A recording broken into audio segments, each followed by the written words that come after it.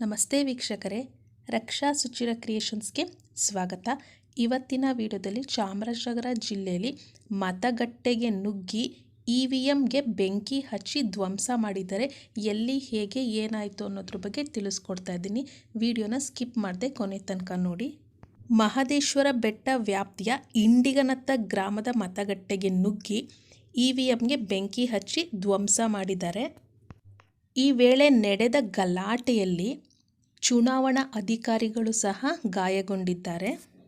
ಯಾಕಾಗಿ ಗಲಾಟೆ ನಡೆಯಿತು ಅನ್ನೋದಾದರೆ, ಚಾಮರಾಜನಗರ ಲೋಕಸಭಾ ಕ್ಷೇತ್ರದ ಇಂಡಿಗನತ್ತ, ತೇರಣೆ, ಮೆಂದಾರೆ, ತುಳಸಿಕೆರೆ ಹಾಗೂ ಪಡಸಲನತ್ತ ಗ್ರಾಮದಲ್ಲಿ ಮತದಾನ ಬಹಿಷ್ಕಾರ ಮಾಡಲಾಗಿತ್ತು.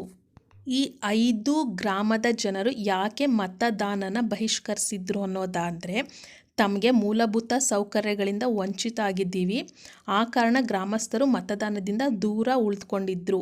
ನಮಗೆ ರಸ್ತೆ, ಕುಡಿಯುವ ನೀರು, ಆಸ್ಪತ್ರೆ ಸೇರಿದಂತೆ ಯಾವುದೇ ಸೌಕರ್ಯಗಳಿಲ್ಲ, ಹಾಗಾಗಿ ನಾವ್ಯಾಕೆ ವೋಟ್ ಮಾಡಬೇಕು ಅಂತ ಈ 5 ಗ್ರಾಮದ ಜನರು ಮತಗಟ್ಟೆಗೆ ಬರದೆ ಆಕ್ರೋಶ ಹೊರಹಾಕಿದ್ರು. ಮತದಾನ ಬಹಿಷ್ಕಾರ ಮಾಡಿದ್ರಿಂದ ಚುನಾವಣಾ ಅಧಿಕಾರಿಗಳು ಗ್ರಾಮಸ್ಥರ ಮನವೊಲಿಸೋದಕ್ಕೆ ಬೆಳಗ್ಗೆಯಿಂದನೂ ಪ್ರಯತ್ನ ಪಡ್ತಾ ಇದ್ರು. ಅಂತಿಮವಾಗಿ ಒಂದು ಗುಂಪು ಮತದಾನ ಮಾಡೋದಕ್ಕೆ ಮುಂದೆ ಬಂತು.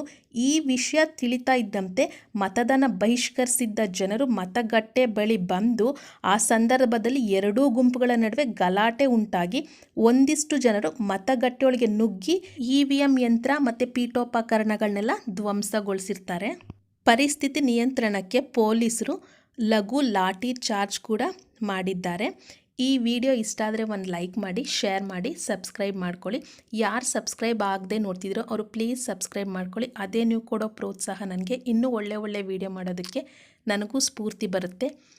ಯಾರು ಸಬ್ಸ್ಕ್ರೈಬ್ ಮಾಡಿಕೊಂಡು ನನ್ನ ಸಪೋರ್ಟ್ ಮಾಡ್ತಿದ್ದೀರೋ ಅವ್ರಿಗೆ ತುಂಬು ಹೃದಯದ ಧನ್ಯವಾದಗಳು. Thank you for watching.